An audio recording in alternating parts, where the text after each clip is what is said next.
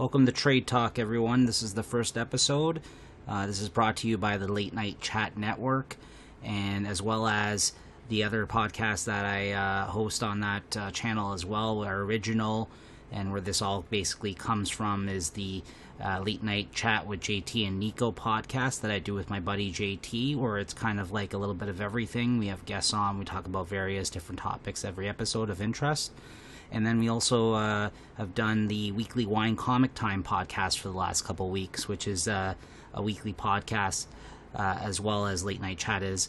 And it's a weekly podcast where we talk about new single-issue comics that have come out week to week, and then we give a rating on, and then we discuss our favorites of the week. And that one I do with my girlfriend, Christine. So, yeah, please check out either of those. And also, please give me your feedback on this one if you give it a listen. This one's going to be a little different. It's just going to be me talking into a mic, so it's a little bit different than what I'm normally used to. So please bear with me. But yeah, this is one that I'll be putting out, and a little shorter week to week as well. I mean, these will range from 15 minutes at most. I'm trying to aim for on these ones. So every week, I usually read a trade, as people in the comic world refer to them as, or basically a trade paperback, which is a collected edition of a comic. So every week I at least read one of those. So every week I figured I'd jump on the mic and discuss at least one book that I've read within that time, and kind of give you like a little short review on it to kind of let you collected edition trade waiter type people that don't pick up issues, a little review or for people that maybe are just interested in a particular book that's just come out, to kind of give you guys a little a review and maybe help out your buying habits by letting you know what I thought about them, and hopefully get some people interested in some stuff they wouldn't otherwise have checked out. So I've read about 2 books I'm going to talk to you about today, this past week. The first one is Friendly Neighborhood Spider-Man. This is, of course, by Marvel Comics, written by Tom Taylor, with art by Juan Cabal and Yildiray Cinar on one of the other issues. And this collects issues 1 to 6 of Friendly Neighborhood Spider-Man. Just came out a couple of weeks ago, so it's a fairly new release. And the price on it is $17.99 US retail price. If you're in Canada like me, hopefully you know a shop where you can get a discount or basically the US cover price for this book.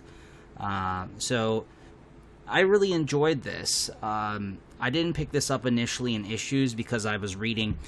The thing is, with characters like Spider-Man, I find that there's so many different comics that come out with this character because he's like one of the biggest characters. Like over at DC Comics with Batman, they just flood the market with, like 10, 15 different Batman titles or Spider-Man titles monthly. Like when Spider-Man has an event, there's so many different mini-series that are going on. And even if the book isn't centered around Spider-Man, you got all of his other characters that are other Spider-type people, like Spider-Woman, Gwenpool, Silk, like all these other characters over the past few years that they've had a series at one point or another. And now with the Spider-Verse and the popularity of the Spider-Verse movie, Into the Spider-Verse with Miles Morales. You got the Miles Morales Spider-Man books. You had Ultimate Spider-Man in the past. There's so many different comics in the market that have this character in it that sometimes it's hard to figure out which ones you want to read. So normally for me, I follow creators I like.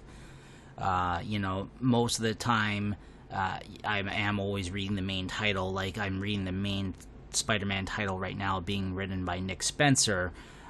So all these other tertiary titles, all these other side titles that normally go on, I normally don't check which is silly, unless like I really dig the creative team, then I'll give it a chance, because a lot of the time comic readers only try to read what they think matters. I'm using quotation marks here because in the grand scheme of things, even though some things don't end up being in continuity, as comics go on, everything fucking changes. There's always new takes on things.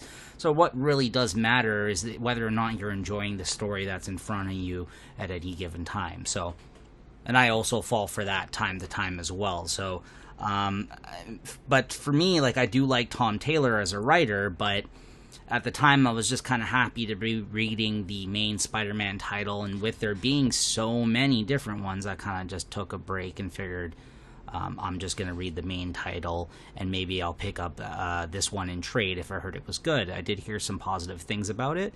So here we are. I just read this. This, like I said, contains the first 6 issues of the series.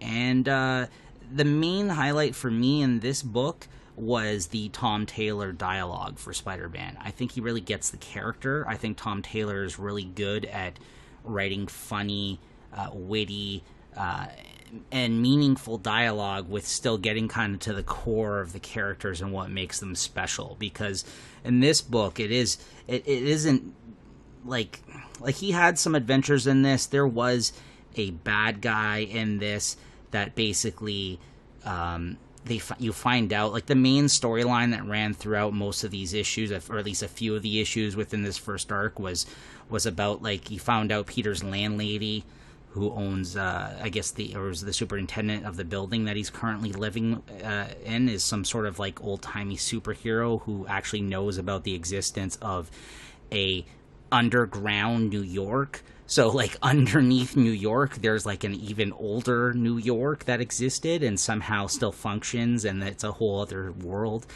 And for whatever reason, I guess somebody escaped from this world and is living in Peter's building, and then entrusts him to kind of, because he knows Peter knows Spider-Man, because, he's the reporter who knew Spider-Man that took the photos. So she's like, well, can you kind of let Spider-Man know if he has, better superhero friends, if they can please help me out, which he took slight offense to, of course. Meanwhile, he is Spider-Man, so it just made it like a little funny joke that they kind of had going there for a while.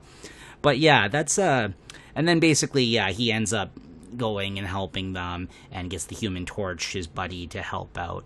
And this is just a very, like, street level kind of smaller type stories being told in this book, as opposed to maybe in the main Spider-Man title. And the way it kind of helps, because this is the way that both these books can exist while both being in continuity going on at the same time. Because in this title, Tom Taylor did reference some of the things that were happening. The fact that he is roommates with Boomerang, which in his building, which is something that is actually going on in the Nick Spencer book that he initialized. So yeah, and the other big thing in this story is that you find out that Aunt May has cancer.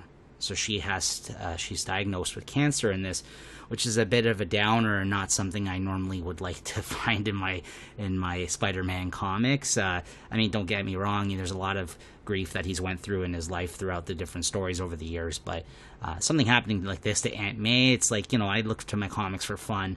I don't exactly need that in my life, but, here it is, and I think he just handled it very nicely. It's just that at this point, she just got diagnosed with it, so she's kind of going for tests, and Peter ends up finding out, and he's just kind of there for her, and there's a great one-shot issue at the end of this paperback, which was probably the best issue of the whole thing, because the other story with the bad guy in the underground New York and all that was fine.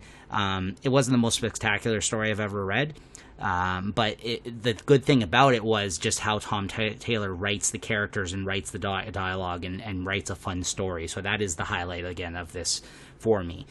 The story itself, I could take it or leave it, but the particular issue, there was one issue in this where at the start you kind of see what looks to be Spider-Man going through like some crazy battle with a bunch of his foes, and then instead of the Sinister Six, it turns around, it's like the Sinister 600 or some shit like that, and like all his foes are there, and I forgot the actual number that he ends up throwing out, but and then you find out, it kind of pans away from that, and you find out Peter's in the hospital, and what he's doing is doing like one of those Make-A-Wish type things for a cancer patient kid who is afraid that because he's very sick, if he's going to go to sleep, because after they wrap up and everyone in the hospital is dressed up as bad guys and they're playing, and he kind of like, he does his good deed for the day, the parents turn around to the kid and they're like, okay, well, Spider-Man's tired, he's got to go, and you should be going to bed. And he freaks out, the kid. He lashes out kind of because, and then, because of the fact that he doesn't want to go to bed, and then he apologizes, and he realizes that he was being wrong and acting like this, and he ends up walking off and going to bed. And the parents turn around to him, and they're like, what it is that he's afraid that he won't wake up. Like, he won't wake back up if he goes to sleep. Like, that's how close, I guess, this kid is to death at this point. And that's a thing, it was pretty deep and sad story. And then Peter says, well, does he have a jacket here? And you're like, yeah, he does. Why? And then the next thing you see him flying through the air with him, webbing around New York with him on his back and kind of giving him the ride of his life, and basically saying, yeah, the night's not over yet, before you have to go to bed, we're going to do this. So yeah, it was just a really touching, nice story to end out the trade with. And then basically you went, and then you see him go to the hospital and meet May and kind of show that he's there for her, to support her.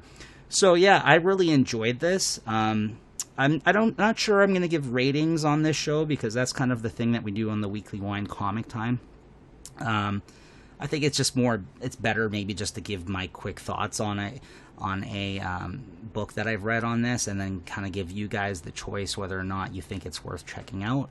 I will just say simply if I enjoyed it or not. But if you guys do want to hear ratings, let me know. If you think that is something good, maybe I'll incorporate it into a future episode. I'm still kind of working this thing out. And the other trade paperback I read this week was Murder Falcon, which was a book from Image. And this is from up-and-coming amazing artist Daniel Warren Johnson, which, if you're not familiar with his work, he did another book through Image Comics. This is their Skybound imprint of comics, by the way, the Robert Kirkman run imprint of Image. And he did another book for them called Extremity a year or two ago, which was like a little 12-issue miniseries that was quite good. And he used to do an online web comic called Space Mullet, which Dark Horse collected. And he also did a book called Ghost Fleet with Donny Cates, prior to Donny Cates blowing up and being the big deal over at Marvel that he is right now. So if you're looking for some other stuff by him, if you do end up checking this out and you really love his art as much as I do, those are some titles off the top of my head that he's done in the past few years. You should definitely go down and track down, because everything this guy has been putting out, in my opinion, has been amazing looking. He's got a kind of like a little bit of a manga style influence, I would say, which a lot of these newer artists definitely do. Definitely more loose. A lot of the pages that he does in his comics too have a lot of detail in it as well, which is crazy, because like while it's loose and inky and like just the movement on the page, and that's why I use the manga kind of reference, because like the energy of his characters every time you see them on the page and how everything's moving and kind of gliding through, it just kind of jumps to life. So if I'm struggling to explain it for you guys, you just gotta kind of check it out for yourself. And I can't say enough good things about his art, though. Mike Spicer was the colorist on this book.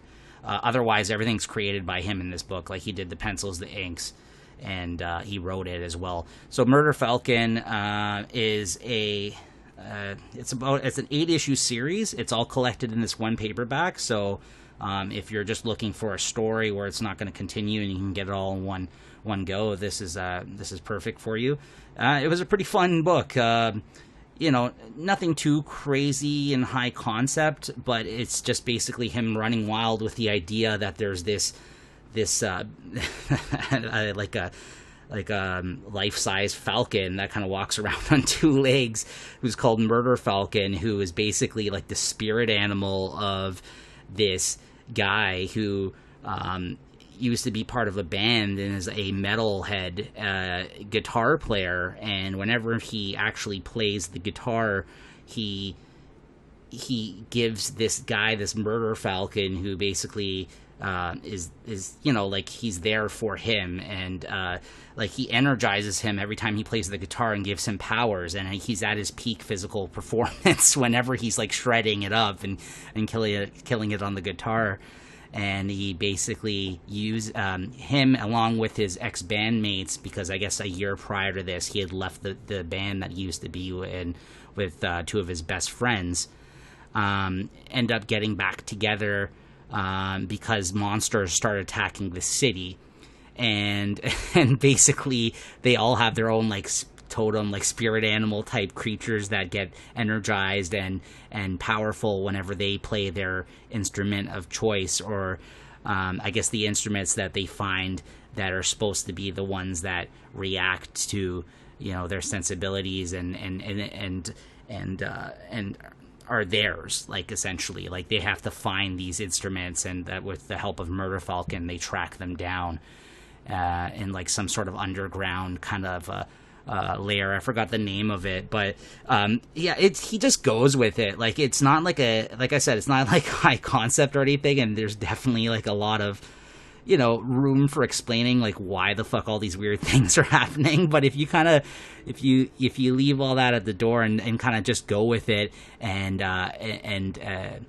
you know, just have fun with this story and just dive deep into like and just take in all the amazing art as you read this story, then you'll have a really fun time with it. I think I know I did. And basically you find out that he left all his bandmates and lashed out at them like a year prior to this, as well as his wife, I guess the woman he was going to be married to, and for the past year has been kind of on his own and not playing the guitar and not following his passion for music anymore due to a bunch of things that happen in his life, which you find out. It's kind of weird that, again, this topic has come up. I didn't plan it this way, I swear, that he was diagnosed with cancer a year before that. And I guess what some people don't tell you in this, as they noted in this story, is that it's not always the people, the loved ones around you that kind of react to the fact that you're diagnosed with something horrible like this, but sometimes it's the people themselves. And in doing so, he kind of pushed everyone away from him in his life. And so as they go through this kind of epic tale of them taking down these monsters, attacking the city, you know, he has to come to terms with all that while kind of, you know, getting together with his wife and his friends, and coming to terms with all this and kind of making up with everybody while battling these monsters. And, you know, there's some other things I didn't reveal, which I won't spoil. And, you know, I'll try to be as I won't try to spoil everything in these reviews. Maybe moving forward, I'll try to even get better at not telling you even so many story details as I did with these two books today. But I kind of just want to give you kind of some of the big things that may have occurred that might hook you into being interested in these stories. So definitely give these two a shot. I did enjoy both of them today. Definitely check out Friendly Neighborhood Spider-Man if you are a Spider-Man fan, and may have been reading the main title, but kind of, you know, like me, ignored this one at first and kind of were waiting to hear more on it.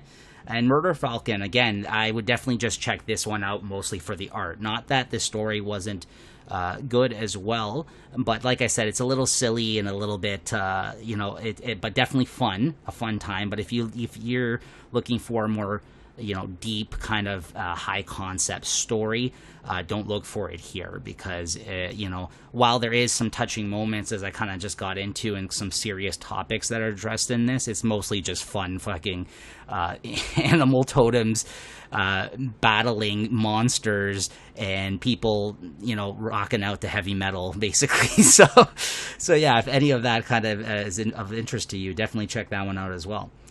All right, so with that being said, we're just hitting the 20-minute mark here. We'll wrap up the first episode of Trade Talk. And please let me know what you think if you did give it a listen. And I hope to hear, I hope you guys check back next time. Thank you.